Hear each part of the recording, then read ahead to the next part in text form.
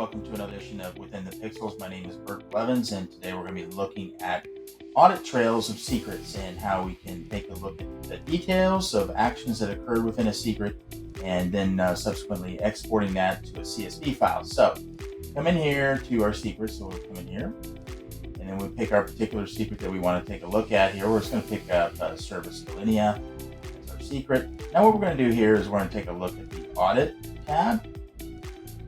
In this tab, we can see all of the aspects that have happened here. So this would show not only viewing the secret, but displaying the password. This will show any other things, like activities such as moving to folders, passwords being changed, dependencies. The dependencies, if it was a service account, may have a service running on a server. So it would say that that dependency of that service running on the server was updated as well. So if the password changed on the actual account, it would update the service or schedule tasks and so forth. So the audit trail does give you quite a bit of detailed information. And what we can do here is we can come over here to the download button, and then we can download this particular, all the details here.